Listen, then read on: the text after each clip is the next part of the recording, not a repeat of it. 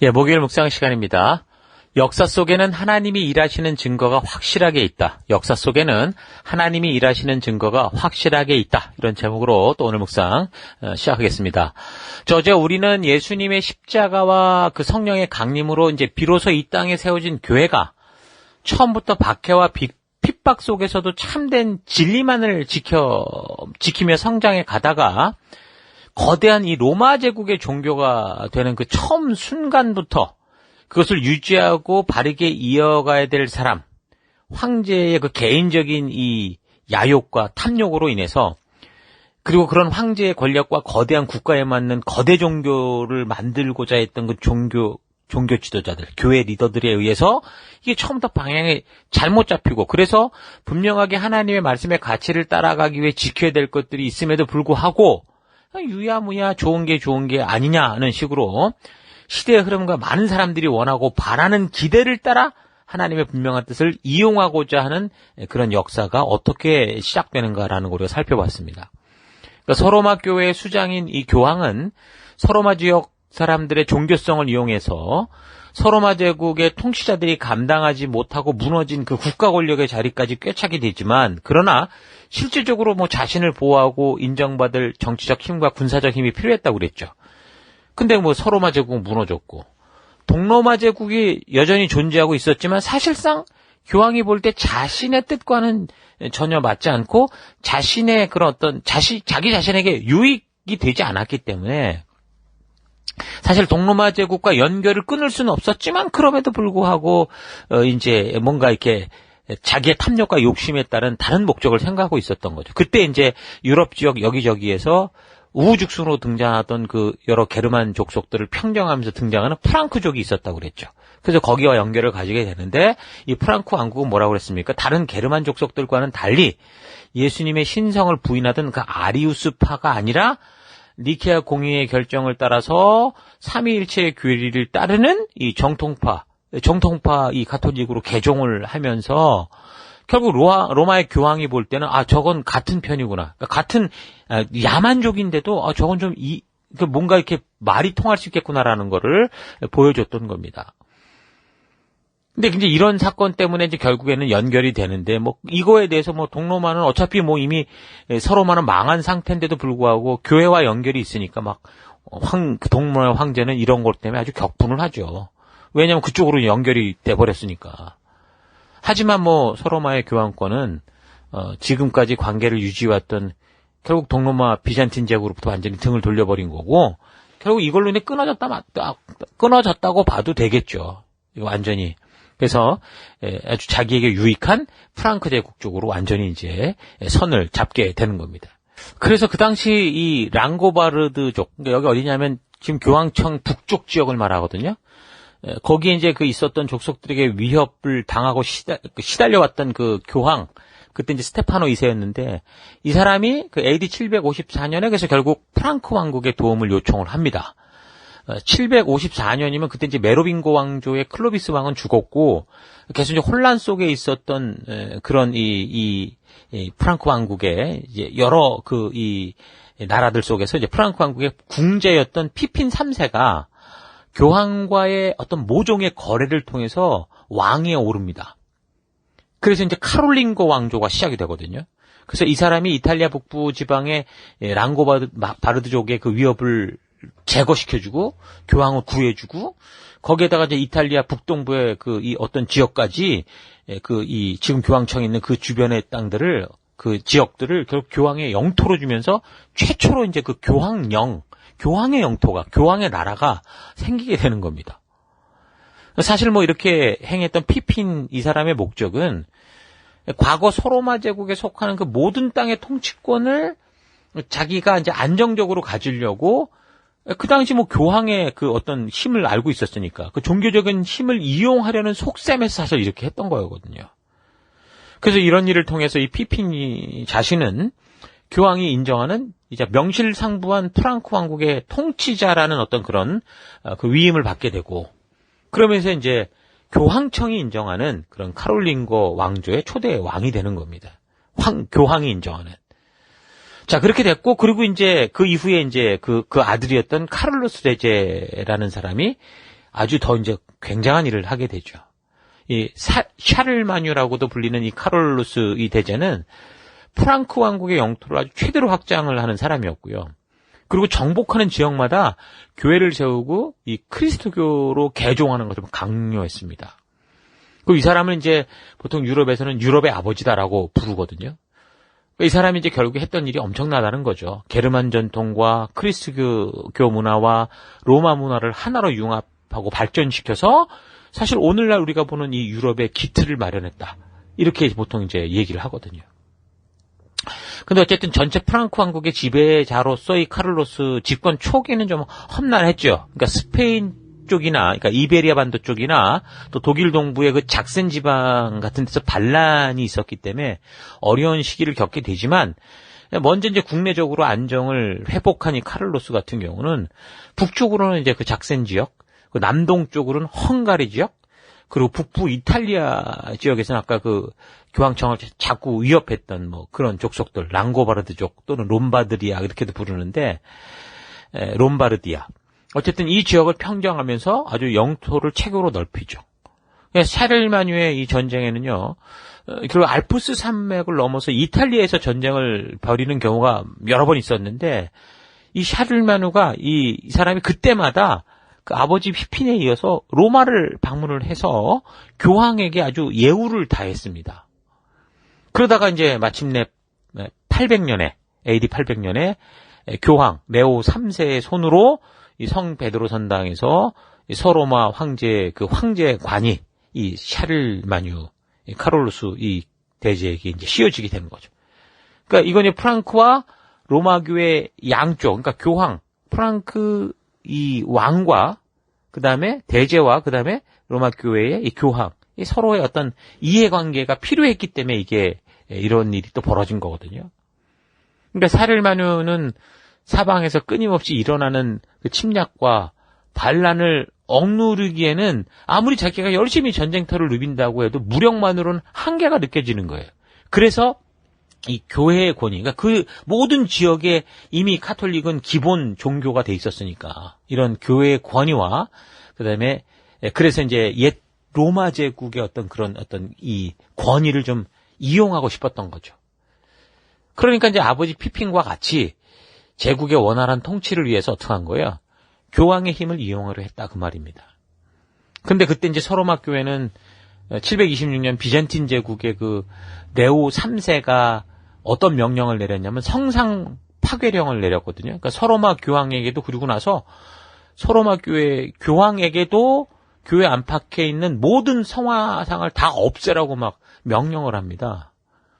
근데 사실 이게 서로마 교회는 어쨌든 황제 동로마에 속한 어떤 그런 어떤 부분이었기 때문에 이걸 무시하기 되게 힘들었지만 근데 그걸 거부해요. 그래서 결국에는 이 비잔틴 제국과 이제 척이 안 좋아졌죠. 등진 처지가 된 겁니다.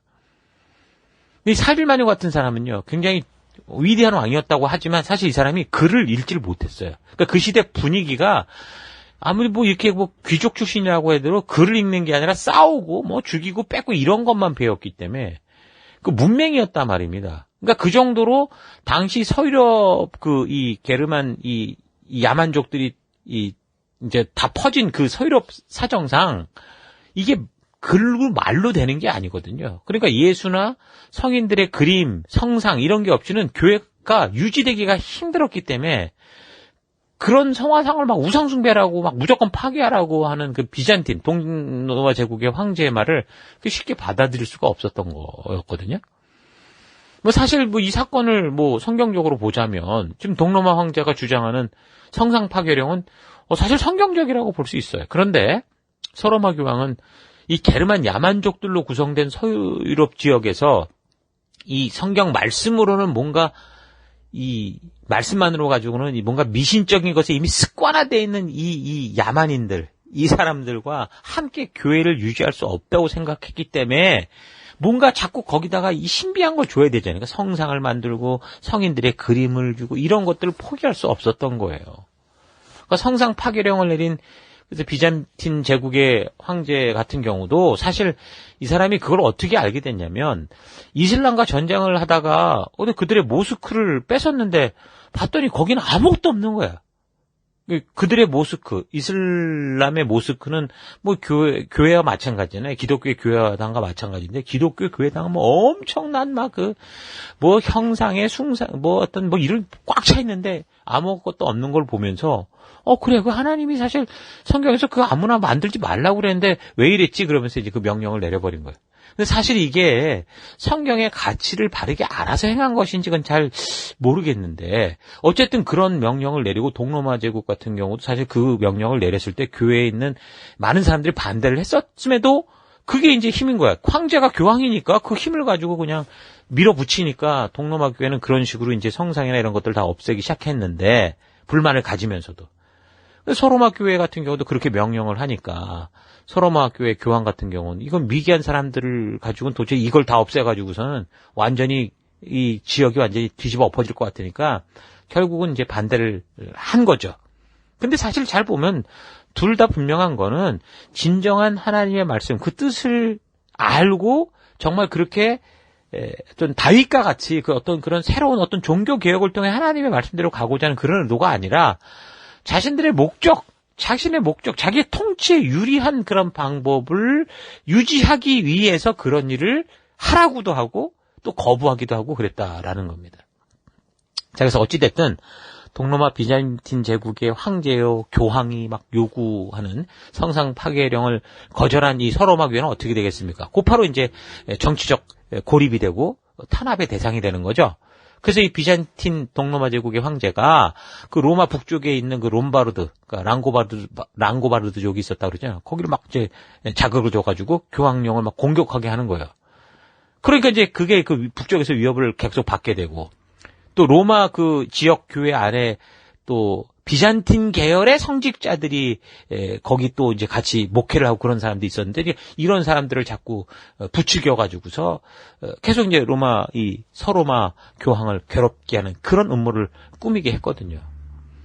그러니까 이제 서로마 교회 교황 입장에서는 자기의 생존을 위해서는 뭔가를 붙들어야 되니까 그래서 이제 프랑크 왕국의 힘이 필요했고 뭐 그때 마침 또 카톨릭의 전도사처럼 행하는 이 샤를마뉴 이 사람으로 인해서 결국 이 사람에게 서로마 황제다라고 하면서 그냥 관을 씌워버린 겁니다. 그래서 이제 옛 로마 정통과는 전혀 무관한 이 프랑크 야만족이 서로마를 대표하는 황제로 나서게 되는데 이제 이것 때문에 이제 비잔틴 그때 황제였던 니케포루스 같은 사람 격분을 하는 거죠. 근데 이제 샤를마뉴 같은 경우도 알면서도 이거를 자기도 필요해서 했기 때문에 되도록이면 어쨌든 동로마 그것도 작은 힘이 아니니까 비잔틴 제국하고 부딪히지 않으려고 굉장히 외교적인 머리를 많이 굴려서 그렇게 행동을 합니다. 그래서 결국 나중에는 이 비잔틴 황제도 샤를마뉴를 그렇게 이제 서로마의 어떤 정통을 잇는 왕이다라고 인정을 하는 거기까지 가요. 어찌됐든 이 사건은 우리가 지금 살피는 계시록 17장에 나오는 이 예언의 내용을 이해하게 하는 굉장히 중요한 그런 사건들이라고 볼 수 있어요. 그러니까 짐승 세력이라고 할 수 있는 정치 세력, 그러니까 프랑크 왕국의 카를로스와 종교 세력의 힘을 지키려고 하는 교황이 서로의 필요에 의해서 AD 470년 멸망한 소로마 제국을 그 죽은 것을 300년 만에 다시 살려내는 그런 일을 한 거죠. 그러니까 이런 걸 보면 바로 그 계속해서 짐승을 타고 노는 그 음료의 힘을 이용하고자 하는 짐승의 모습을 보여주는 이걸 분명히 볼 수 있잖아요. 그래서 교황이 나중에 어쨌든 이 카를로스 대제가 사망한 후에 성인으로까지 추대를 합니다. 얼마나 자기한테 고마웠겠어요.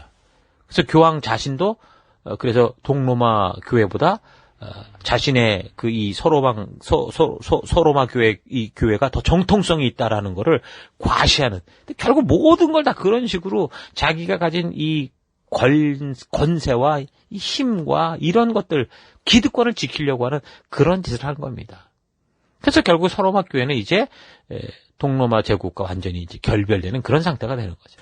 네, 카를로스 대제로 인해서 이제 없어진 지 300년 만에 부활한 이 로마 제국은 사실 이전의 로마 제국과는 아주 근본적으로 다른 거죠.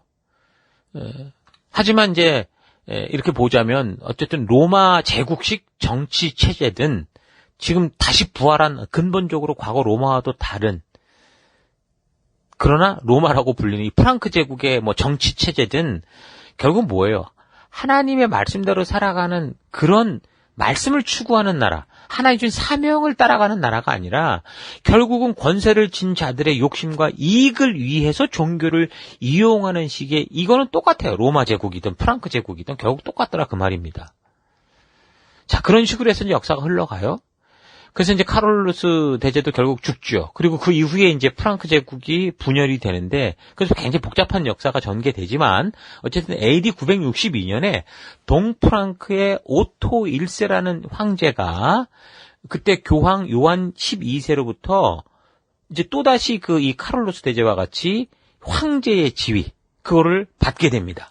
그러면서 신성로마 제국이라는 이름으로 이제 그게 역사에 등장을 해요. 근데 이제 이때 분위기는요, 그 카를로스 대제가 대관식을 할 경우는 AD 800년 그 교황이 좀 더 적극적으로 주도를 해서 이런 것들을 했다고 하면, 이 오토 황제가 이 신성로마 제국이 생기는 이때는 황제가 주도하면서 이거를 했어요. 그러니까 교황은 황제에게 복종해야 된다라는 걸 맹세하면서 교황의 영토를 그럼 너희에게 계속 지켜주게, 보장받게 해주겠다 하면서, 그러면서 이제 이런 일이 된 거군요. 그러니까 신성로마 제국의 등장은 교회의 힘을 통해서 이 나라를 통치하려는 짐승 세력, 그 정치 권세가 꾸며낸 어떤 계략이라고 볼 수 있는데, 또한 역시 거꾸로 보면 이런 정치 권세를 이용해서 자기의 이 영토, 이 교황의 권리, 권세, 이런 것들을 지키고자 하는 또 종교 세력의 그 목적에 따라, 그러니까 서로의 목적에 따라 등장한 그런 괴물 같은 나라다라고 볼 수 있는 겁니다. 그래서 이제 오토 1세는 교황으로부터 황제로 인정을 받아서 신성로마 제국의 시작이 됐지만, 의도가 있었잖아요. 교황을 이용하고자. 근데 그 목적과는 달리 교회를 통해서 지방의 부족장들에 대해서 강력한 이 황제권을 행사할 만큼 영향력 있는 그런 제국을 결국 건설하지 못합니다. 그래서 이제 지방 각 부족장들은 자신의 독자적인 지배권을 구축하려고 기회를 노리고, 그 이제 봉건 시대다 그렇게 보통 얘기를 하는데, 그러니까 실제로 이제 이들을 제압하기 위해서 막 오토가 막 이제 막 파견하는 지방관들이 있었는데, 뭐 이게 뭐 이미 그 제후들에 의해서 이게 별 효과를 거두지 못하죠. 그래서 이제 오토는 더 이제 막 자신의 지배권을 확보하려고 이제 교회와 수도원을 이용하는 거예요. 황제인 오토 1세가 마치 동로마에 있는 황제가 뭐 교황인 것처럼, 여기 지금 이 프랑크 왕국의 이 오토, 신성로마 제국의 이 오토 1세도 자기가 막 교회와 수도원장을 막 임명해버리는 거예요. 직접 자기 권한으로.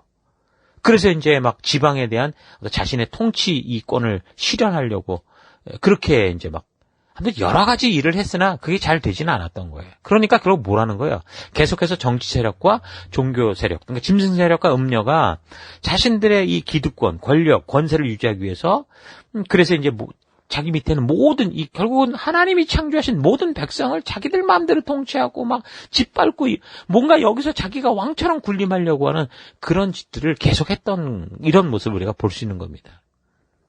그런데요, 이 정치 권세가 이 머리를 굴려서 결국은 신성로마 제국을 만들면서 종교 세력을 이용하려고 했는데 그게 확 뒤집어지는 사건이 하나 있었죠. 그 사건 때문이 아니라 이미 분위기 자체는 중세 시대 자체가 정치 권세보다는 이 교회 권세가 훨씬 셌습니다. 이제 카노사 굴욕이라는 사건이었는데, 이 역사를 통해 알 건데, 이 교황이 파문한 이 자신의 황제의 자리를 복권하기 위해서 이 황제가 교황을 찾아가요. 그래서 무릎 꿇었던 사건이 있거든요.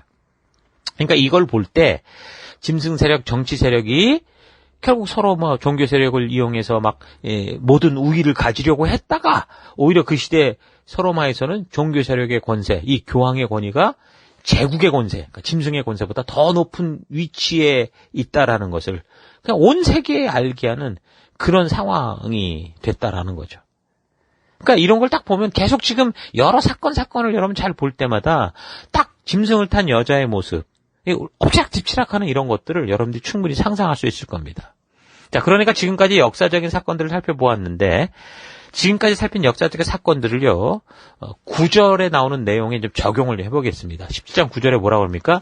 9절 10절에 나오는 내용. 여기에 지혜를 가진 마음이 필요하다. 머리 7은 그 여자가 타고 앉은 7산이요. 또한 7왕이다. 이건 열강들이라고 그랬죠. 7개 열강들. 10절. 그 가운데 5은 이미 망했고, 하나는 있고, 또 다른 하나는 아직 나타나지 않았다. 그것이 나타날지라도 잠깐밖에 머물지 못할 것이다. 그랬습니다. 요 10절을 잘 적용해보면, 7왕 중에 지금 5왕, 그러니까 열강 5은 이미 망했다라고 하는 거는, 지금 로마 제정 이전의 나라들이라고 그랬죠. 그러니까 바벨론, 메데 페르시아, 헬라, 로마의 왕정, 공화정 이렇게 말한다. 그럼 5개 이미 망했고, 그다음 하나는 있다고 했는데 그 하나는 요한 당시 건재했던 바로 로마 제정을 말하는 거라고 그랬습니다. 자, 그리고 이제 이어서 또 다른 하나는 아직 나타나지 않았다고 했어요. 그러니까 이거는 요한도 알 수 없는 미래 시대. 그러나 요한이 지금 겪고 있는 로마 제국과 연결돼서 뭔가 연결점을 가지고 나타날 그런 어떤 정치 권세를 말하는 거니까, 지금 우리가 역사를 살펴볼 때 로마 제정의 흐름은 동로마 제국으로 흘러가 버렸고, 그리고 지금 서방에 남은 이 서로마 제국이 잠시 독립적으로 존재하다가 그냥 AD 476년에 망하게 되잖아요. 그러니까 지금 여기 이제 아직 나타나지 않은 그 다른 하나라는 것은 지금처럼 나타났다가 잠깐밖에 머물지 못하고 사라지는 서로마 제국이다라는 것을 우리가 적용해 볼 수 있겠죠. 자, 그 다음에 11절엔 또 뭐라고 나옵니까? 또 전에 있다가 지금은 없는 그 짐승은 8번째인데, 전에 있다가 지금은 없는 그 짐승이 8번째인데, 그것은 7 가운데 속한 곳으로 마침내 멸망해 버릴지다. 그러니까 지금 7머리를 가진 것보다 더 함께 관련된 또 다른 어떠한 존재를 말하는 거잖아요. 그러니까 전에 있다가 지금 없는 그 짐승, 이 8번째 존재는, 그러니까 서로마 제국 멸망 이후 약 300년 후에 바로 가톨릭 교황과의 타협으로 등장을 해서 종교 세력을 계속 존재하게 할 수 있었던 그 프랑크 왕국의 등장, 이어서 신성로마 제국, 그러니까 황제 위에 교황이 존재하는, 그러니까 여자가 왕을 타고 앉은 것과 같은 모습을 보이는 그 나라를 말한다라고 봅니다. 그 8번째 존재는 7 가운데 속하였던 존재인데, 그러니까 망하고 없어진 그 서로마 제국이 로마를 무너뜨린 이 게르만 계통에서 이 교회를 이용하기 위해서 다시 등장하게 되는 이 신성로마 제국을 말하는 거다라고 볼 수 있겠죠. 그러니까 결국에는 이 땅의 모든 나라와 모든 것들이 혈통이고 뭐 이런 게 아니라 음녀의 목적, 탐욕과 욕심이 목적이 돼서 이끌고 가는 그런 나라다라는 걸 우리가 원리적으로 알아야 되겠습니다. 그래서 이 신성 로마 제국은 중세 시대를 결국 이끌어가면, 천년 중세 시대를 이끌어가면서 결국은 그 결과가 어떻게 됩니까? 신중심, 이런 신이 다스리는 믿음의 세계, 어떻게 보면 물론 이게 온전하지는 않고 방향이 처음부터 잘못돼서 잘못 갔지만 어쨌든 신 중심의 세계, 봉건제도의 이 세계를 어떻게 해요? 완전히 뒤집어 엎어버리고 이성 중심의 인본주의 세계로 완전히 변화시키는 그런 어떤 터닝 포인트가 되면서 없어져가는 게 이 신성로마 제국이 된 거죠. 뭐 나중에도 얘기를 하겠지만 사실 인본주의 세상에 우리가 무조건 나쁘다고 볼 수 없는 게, 하나님의 말씀 속의 원리가 원래 인권을 보장하는 겁니다. 인권을 하나님께서 주신 겁니다. 근데 그게 그동안 신중심의 사회 그래가지고 너무 짓밟혀갔죠. 세상은 지금 그거를 그리스도교가 했다고 그러는데, 저는 그리스도교라고 생각지 않고 처음부터 방향이 틀어진 잡종교, 잘못된 종교가 했던 그런 것들이 지금 기독교가 뒤집어 쓰고 있는 상황인데, 어쨌든 이 신이라는 보이지 않는 저들의 어떤 우상에 짓밟히던 이 세계가 이성 중심의, 그러니까 하나님이 주신 인권이 보장되는 사회로 나아가는 아주 굉장히 중요한 그런 사건이었다, 이렇게도 봅니다. 어쨌든 계속 우리가 살펴가면서 알아가도록 하십시다. 자, 지금 제가 이렇게 이제 성경 구절을, 이 역사를 살펴본 것을 가지고서 정확하게 살핀 이 역사에서 이렇게 같이 연결을 시켜서 매치를 했는데, 근데 제가 지금 말씀드린 것처럼 이 나라가 바로 이거다라고 정확하게 사실 이렇게 적용된다고는 자신할 수가 없습니다. 그렇게 적용된다기보다 왜 이런 걸 하냐면, 이런 식의 모습이 지금 여기 계시록 17장에서 나오는 짐승 세력과 음녀 세력이 도대체 뭐 어떤 존재고 무엇을 하고 뭐 어떻게 우리 사회와 연결이 있는가라는 것을 알 수 있도록 하는, 그러니까 이 사탄의, 용의 그 어떤 용으로부터 능력과 힘을 받은 그 바다에서 올라온 짐승, 또 땅에서 올라온 짐승들이 어떻게 이런 짓을 벌이는가라는 것을 볼 수 있는 안목을 주기 때문에 제가 지금 이렇게 연결을 해본 겁니다. 그래서 여러분들이 잘 참고해서 들으시고요.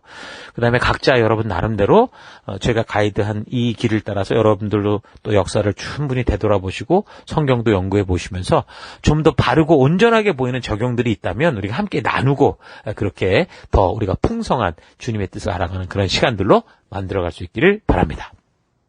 자, 오늘 하루 계시록 17장과 관련된 이 역사적인 이 사건들을 통해서 음녀가 어떤 존재고 또한 그 음녀가 짐승 세력들과 어떻게 결탁하게 돼서 역사 속에 등장하게 됐고 등장 처음부터 초대교회 역사를 이어가는 유일한 교회로서의 역할을 완전히 상실하고 결국 그 역사 속에서 단지 짐승 세력과 결탁하거나 공존하려고 하면서 종교의 힘을 이용해서 짐승 권세와 함께 추구하는 기득권, 이 권력과 권세를 위해서 하나님의 백성들을 핍박하고 수많은 성도들을 괴롭히는 존재가 어떻게 되어가는지를 정확하게 알게 하시고자 하는 이 하나님의 뜻을 여러분 온전히 분별해 볼 수 있기를 바랍니다. 역사 속에는 하나님이 일하시는 증거가 확실하게 있습니다. 우리가 성경을 통해 하나님께서 말씀하신 하나님의 약속과 예언하는 역사를 바르게 알고 우리 인류가 살아오는 역사를 보면 분명히 하나님께서 성경을 통해 말씀하시고 약속하시고 예언하신 대로 이루어져 가고 있는 것을 우리가 추적할 수 있습니다. 그래서 우리는 우리가 살아가는 삶 속에서 다른 어떤 것보다 하나님이 우리에게 맡기신 사명을 바르고 온전하게 순종하며 나아가야 되죠. 우리는 잠깐 살다가 하나님께로 갈 존재들입니다. 그래서 우리에게 주어진 짧은 인생을 사는 동안 하나님이 말씀해 주신 대로 바른 방향을 향해 바르게 순종하는 삶을 살다가 가면 되는 거예요. 하나님께서 그의 백성들을 죽음에서 생명으로 부르시는 것은 정말 우리의 과거 옛사람이 죽고 하나님 나라의 가치를 따라 살아가는 하늘 영광을 입은 새 사람으로의 거듭남인데 이렇게도 너무 중요한 이때 교회 안에까지 들어와서 하나님의 진실한 뜻과 약속, 예언이 담긴 이 말씀의 가치를 따라 바르게 뿌리내지 못하면 결국 로마 가톨릭이 교회의 사명을 맡기 시작한 처음부터 잘못된 방향을 잡아서 결국 중세 1000년이 넘는 역사의 시간을 통해 암흑의 시기를 만들고 온 세대로 하여금 하나님의 존재를 거부하고 인간 중심의 세상으로 뒤집어지게 하는 것과 같은 결과를 만들어낸다라는 거 잊지 말길 바랍니다. 교회 안으로 사람이 들어온다는 거, 예수를 믿는 믿음으로 사는 사람들과 관계가 시작된다는 거는 예수님의 공로로 한 생명이 구원되는 참 중요한 성령 하나님의 역사의 결과다라는 사실을 잊지 마시고 바로 이제 그런 순간 교회당에서 또 성도들의 모임 안에서 우리가 다른 어떤 것보다 성경 말씀 속에 담긴 하나님의 진심을 바르게 만나게 하고 진정한 예배자로 서게 하는 그런 일들을 감당해 가야 됩니다. 하나님의 진심을 만날 수 있는 곳으로 인도해야 되는 게 우리의 사명이고 교회의 존재의 목적이에요. 그래서 교회를 또 다른 교회 교제의 장소, 자신의 목적을 이루게 하고자 하는 어떤 미신적 공간으로 만들지 말고 그 귀한 영혼들을 바로 우리 주님이 계시는 지성소, 말씀의 장소로 인도하는 우리가 되어야 됩니다. 그것이 우리가 짧은 인생을 사는 동안 이 교회 속에 존재하며 이 시대 속에 존재하며 순종하며 따라갈 사명인 거죠. 자, 이런 사명이 잊지 마시고 여러분 우리가 이런 사명을 잃게 되면 교회 안에서조차 점점 더 이 종교를 빙자한 자기 욕구를 채우고자 하는 사탄과 같이 변해갈 수 있다는 거 잊지 마시고요. 하나님의 진심을 바르게 알고 그 뜻대로 살아가는 여러분과 제가 될 수 있기를 주 여러분으로 축원합니다. 오늘 하루도 힘내십시오. 잠시 기도하겠습니다. 하나님, 온 인류가 살아온 역사 속에는 이미 하나님께서 우리에게 말씀하여 주신 그 계시의 말씀이 성취되어 오고 있다라는 사실을 망각하고 그저 오늘이라는 시간 속에서 내 육체의 만족과 유익을 위해 이 세상의 유행 속에 사탄이 던진 탐욕과 욕심의 미끼만을 쫓아 살아왔던 사람을 회개합니다. 하나님께서는 우리의 인생 어느 순간 분명히 우리가 준비된 것보다 더 풍성한 것으로 채워주시는 때가 있을 터인데 바로 그 순간 삶의 방향을 바르게 잡고 하나님이 넘치게 주신 것을 쌓아두는 자가 아니라 낮은 곳으로 흘려보내는 내가 되어서 하나님께서 나를 통해 충분히 이 땅 낮은 곳을 풍성히 채울 수 있는 그런 거룩한 도구가 되기 원합니다. 하나님께서 예수님의 십자가 생명값으로 구원하여 우리에게 보내주시는 거룩한 영혼들을 교회당과 예수의 이름으로 모이는 모임 안에서 하나님의 진심을 만나는 것으로 인도하지 못하고 교회당을 교제당으로 만들어 그저 또 다른 세상의 연장선으로 만드는 그런 인생이 아니라 생명의 말씀을 만나는 거룩하게 구별된 성전으로 세워가는 제가 되길 원합니다. 오늘도 내가 보내받은 삶의 현장에서 살아갈 때 우리가 살아온 이 역사 속에 하나님의 약속이 성취되고 있다는 거 잊지 않고 나 또한 그런 하나님의 역사의 성취가 되는 그런 믿음의 백성 되기를 간절히 바라옵고 예수님 이름으로 기도했습니다. 아멘.